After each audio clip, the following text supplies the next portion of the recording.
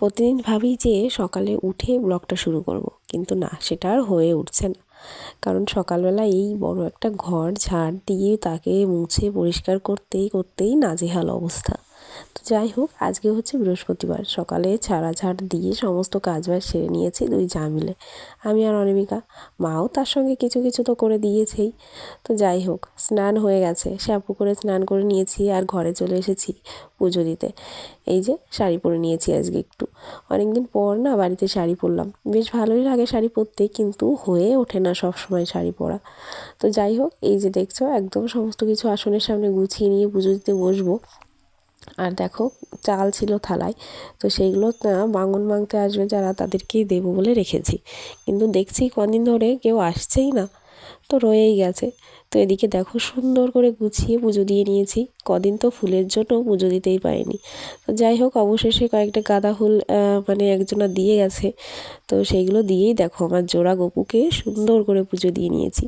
তো যাই হোক, হ্যালো এভরিওয়ান, গুড মর্নিং, কেমন আছো তোমরা সবাই? আশা করি সবাই খুব ভালো আছো। নতুন দিন নতুন সকালে তোমাদেরকে অনেক অনেক স্বাগত আমার এই ব্লগ চ্যানেলে। তো যাই হোক, ব্লগটা শুরু করে দিয়েছি, আশা করি সবাই শেষ পর্যন্ত দেখবে। রান্নাঘরে এসে আর রান্নাবান্নার কোনো ভিডিও করতে পারিনি, এসেই রান্না চাপিয়ে দিয়েছি, হয়েও গেছে ডাল, বেগুন ভাজা, পাঁপড় ভাজা, সমস্ত কিছু। ওইবারে গিয়ে দেখাচ্ছি কী কী রান্নাবান্না হলো। আর এখন হচ্ছে ওই যে সয়াবিন দিয়ে আর কি একটু সমস্ত সবজি দিয়ে আর কি নিরামিষ মতো। বাবার জন্য আগে এই যে এইটুকু তুলে রেখেছি, কারণ বাবা সয়াবিন খায় না। আর আমাদেরটা আর কি একটুখানি জাল দিয়ে সয়াবিনটা দিলাম সবে, আর একটু জাল হবে, দিয়ে নামিয়ে দেবো। তো চলো, এখন এগুলো সমস্ত কিছু গুছিয়ে নিই, রান্নাবান্না প্রায় কমপ্লিট। 11:15 মতো বাজে, তো পরে আবার দেখা হচ্ছে। আজকে তো বৃহস্পতিবার, তাই মোটামুটি নিরামিষই রান্না করেছি সমস্ত কিছু। এখানে এগুলো দেখতে পাচ্ছ, এগুলো হচ্ছে বেগুন ভাজা, আর এগুলো জানো তো সাদা বেগুন, একদম ডিমের মতন সাদা ছিল, কিন্তু সেটা তোমাদের সঙ্গে শেয়ার করবো, সেটার কথা আমার আর মনে ছিল না, চটপট রান্না সেরে নিয়েছি, মা পাঠিয়েছিল বেগুনগুলো। আর এই যে রয়েছে আমাদের নিরামিষ সয়াবিনের তরকারি, আর এদিকে রয়েছে থানকুনি শাক বাটা, এটা কিন্তু পেটের জন্য খুবই উপকার। আর এদিকে রয়েছে হচ্ছে কয়েকটা শুকনো লঙ্কা, এগুলো জানি একটু ক্ষতিকর, কিন্তু মাঝে মাঝে বেগুন ভাজার সঙ্গে একটু শুকনো লঙ্কা খেতে ইচ্ছে করে। আর এই যে রয়েছে টক ডাল, অনুষ্ঠানে দুটো আম বেঁচেছিল, অনেক দিন ধরেই খাওয়া হচ্ছিল না, তো আজকে টক ডাল রান্না করে নিয়েছি। আর এদিকে দেখো বেলা বেশ খানিকটা হয়ে গেছে, এখন প্রায় 10:30 11:30 মতো বাজে। এদিকে অনিমিকা বসে গেছে ভাত বাড়তে, আর ওই দিকে দেখো বারান্দার উপরে বসে আছে মা, পাতা কাটছে, আর আমার দুষ্টুটা সাথে গিয়ে আর কি যা করার কাজ সেটাই করছে। আর এত রোদ দেখো, আমাদের গাড়িটা চট দিয়ে ঢেকে দেওয়া রয়েছে। আর এদিকে দেখো তোমাদের দাদাভাই দেখছে টিভি, ফোনের সঙ্গে কানেক্ট করে নিয়েছে, আর ওদিকে সোফার উপরে যে কি করছে সেটা আমি বুঝতেই পারছিলাম না। আমি ভাবলাম যে সোফার উপরে যে মানে চাদরটা দেয়া, সেটা এরকম কেন করছে। তারপর দেখলাম যে মিঠির বোতল থেকে আর কি জল পরে ওখানে ভিজে গেছে, তো সেটাই আর কি মুছে আর কি নামিয়ে রাখছে। তো যাই হোক, অনামিকা ভাত গুছিয়ে নিয়েছে, আর আমি মিঠিকে খাওয়ানোর জন্য চলে এসেছি। ওদিকে মিঠি ওই যে টিভিতে একটু কার্টুন দেখছে, আর কী যে কার্টুন দেখে সেটাই বুঝতে পারি না। মানে যখনই খেতে বসবে এই কিছু না কিছু দেখতেই হবে, কি করব বলো, এখনকার বাচ্চাদের সঙ্গে পেরে আর উঠি না। সবাই ভাবে যে হয়তো খাওয়া মানে হয়তো কি এটা খারাপই, ফোন দেখিয়ে খাওয়ানো, কিন্তু কি করব বলো, মানে না শুনলে তখন খাওয়ানোর জন্য কিছু না একটা করতেই হয়। তো যাই হোক, ঘুমিয়েছিল, আর উঠে গিয়ে ওই যে দেখতেই পেলে একদম কানের দুল নিয়ে নিয়েছে, ওইটা দিয়ে আজকে থামানো হয়েছে, কারণ কাশির ওষুধটা কোনো মতেই খাওয়াতে পারি না। তা যাই হোক, কোনোভাবে ভুলিয়ে ভালিয়ে আর কি খাওয়ানোর পর ওই দুল নিয়ে ছিল, তখন আর কি ঘুমিয়ে পড়লো, আর উঠে আবার সেই দুলটা নিয়েই বেরিয়েছে। আর এই কদিন জানো তো ঠান্ডায় মানে ঘুম পাড়ানো হয়, 5-10 মিনিট পরে এত কাশি ওঠে, কাশতে কাশতে বমি করে দেয়, আর ঘুমটা আর হয় না। তো আজকে যা হোক একটু মানে কাশি মানে এসেছে হালকা, কিন্তু যাই হোক ঘুমিয়েছে আধা ঘন্টা 1.5 ঘন্টা মতো।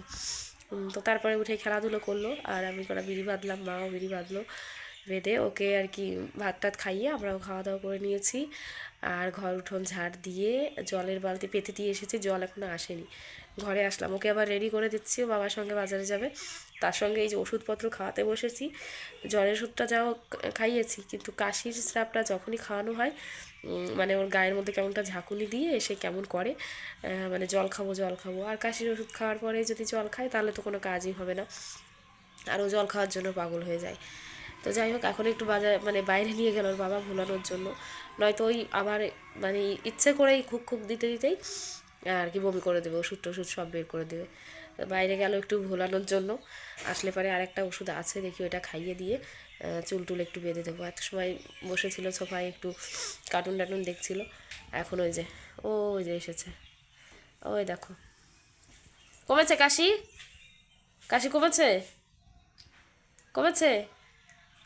কি যেন একটা খাচ্ছে, কি খেয়ে ভুলে গেছে, কি খেয়েছে? হ্যাঁ কি করেছে আবার আজকে? ছোট সিম কোথা থেকে নিয়ে এসেছো? মুখ থেকে কি বের করছে দেখো। আসো চুল বেঁধে দেবো, এবার চুল বেঁধে দেবো।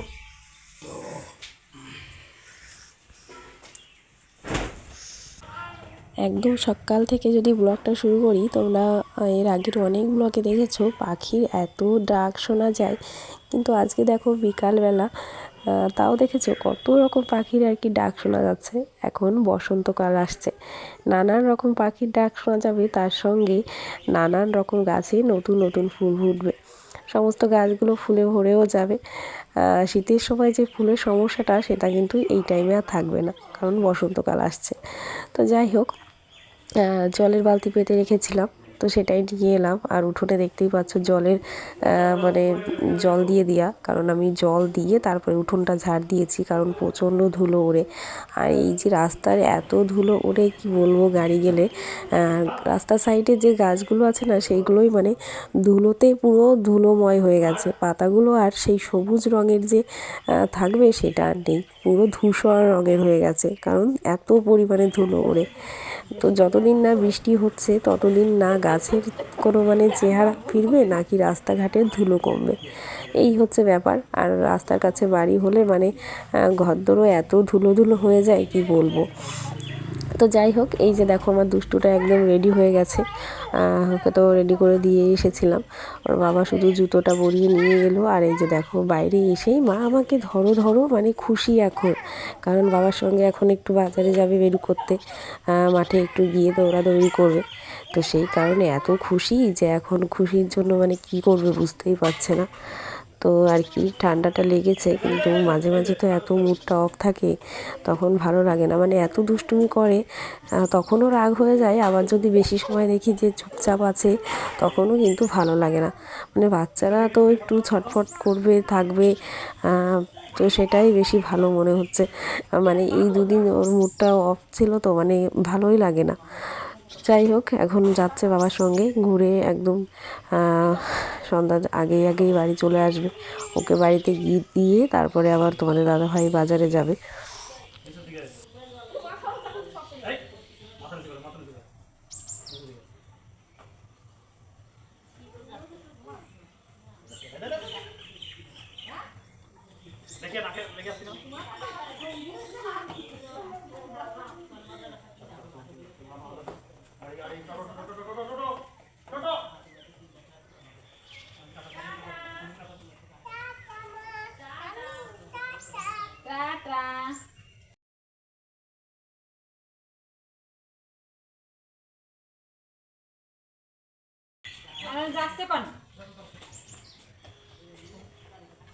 বাড়ি থেকে বেরিয়ে রাস্তায় গিয়ে মনে পড়েছে যে জল তেষ্টা পেয়েছে, তো আবার দৌড়ে এসেছে জল খেতে। আর এদিকে দেখো ওর মেজো ঠাম্মি এসেছে, এসে ওকে আর কি খ্যাপাচ্ছে যে ঠাম্মিকে নিয়ে যাব।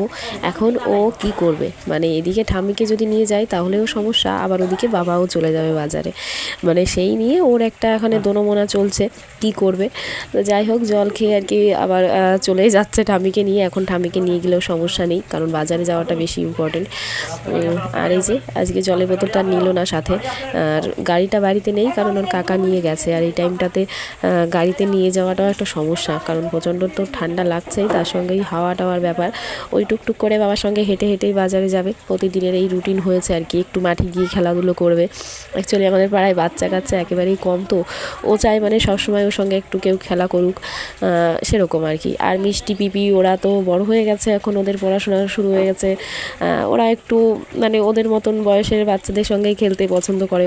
ও তো এখনও ছোট, ওর সঙ্গে তেমন একটা আর কি খেলা এখন হয় না, কিংবা সময়ও পায় না, ওদের পড়া আছে, স্কুল আছে। তো সেই কারণে বিকালবেলা একটু আর কি মাঠে নিয়ে গিয়ে খেলাধুলা করে আসে। তো এই হচ্ছে ব্যাপার। আর মেজো মামি এসেছে, মায়ের কাছে বসলো, কারণ মা বিড়ি বাজছে আর কি বারান্দার উপর বসে। আর এই বিকাল টাইমটাতে আর কি সবাই একটু আমরা সবাই এক জায়গায় বসি, কিংবা রাস্তা দিয়ে হাঁটা চলা হয়। আমাদের আর হয় না, মাটা যায়, মামিরা থাকে, এই হচ্ছে ব্যাপার। তো যাই হোক, দেখো দুপুরবেলা অনামিকা আজকে সমস্ত কিছু দিয়ে আর কি চালের গুঁড়ো, ময়দা, সুজি দিয়ে ভাজা পিঠের জন্য আর কি যে আর কি ব্যাটারটা থাকে সেটা মেখে রেখেছিল। আর আমি ঝটপট করে রান্নাঘরে এসে সেটা এখন বানাতে শুরু করে দিয়েছি। ও বিকালে একটু আর কি শুয়ে আছে, একটু আর কি রেস্ট নিচ্ছে। তো যাই হোক, নতুন নতুন আসলে পারে না, এই সংসারের একটা চাপ, বাড়িতে নিজের বাড়িতে থাকা, যখন একটা ইচ্ছে হলো কাজ করলাম, কিংবা একটু মানে নিজের বাড়ি তো বুঝতেই পারো, আর নতুন নতুন শ্বশুরবাড়ি এসে একটু কাজের চাপ পড়েই যায়। তো যাই হোক, ওকেও তো একটু সময় দিতে হবে, তাই না? তো ও একটুখানি আর কি ঘরে আছে, আমি একটু বানিয়ে নিচ্ছি, তারপরে ও আবার আসবে। এই করেই আর কি দুজনে মিলেমিশে কাজ করে মানে সংসারটা চালানো। তো যাই হোক, এদিকে দেখো আমি তেলটা গরম করে নিয়েছি, আর এই যে সুন্দর মতো পিঠের জন্য আর কি দিয়ে দিলাম। আর প্রথম পিঠেটা এত সুন্দর হলো কি বলবো, কিন্তু পরে যেই একটু দিলাম দেখো কেমন মানে কেমন পাপড়ি হয়ে কুঁচকে গেল। তো পরে আবার এটা ঠিক হয়ে গেছিলো। তো এই করে করে সমস্ত পিঠেগুলো বানিয়ে নিয়ে, তো চলো তোমাদের দেখাচ্ছি আবার পরে।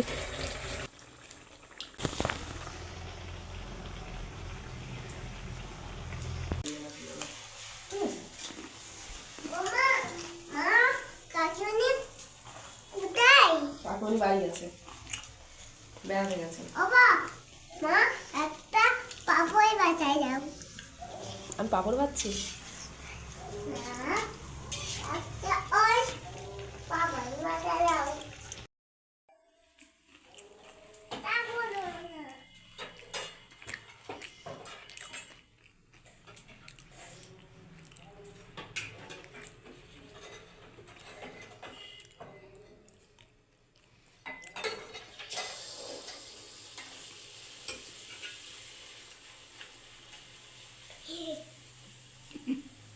চোর, চামচ নিয়ে চলে যাওয়া শুধু।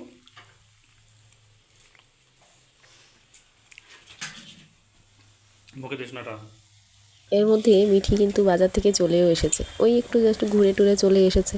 আর এসেই তো কাকিমণিকে খোঁজ করছে, কোথায় গেল কোথায় গেল। তো আমি বলেছি যে কাকিমণি বেড়াতে গেছে। তো এই হচ্ছে ব্যাপার। তো এদিকে দেখো দুষ্টুটা তো কী করছে, আর দেখতেই পেলে যে এসে বলছে মা আমাকে পাঁপড় ভাজা দাও। আমি তো পিঠে ভাজছি, ও ভাবছে হয়তো পাঁপড় ভাজছে। তো যাই হোক, এই হচ্ছে পিঠে বানানো চলছে, দেখো বেশ ভালোই হচ্ছে না, দেখে বলো তোমরা কেমন লাগছে। তো যাই হোক, আজকে ব্লগটা এখানেই শেষ করছি। সবাই ভালো থেকো, সুস্থ থেকো, টাটা।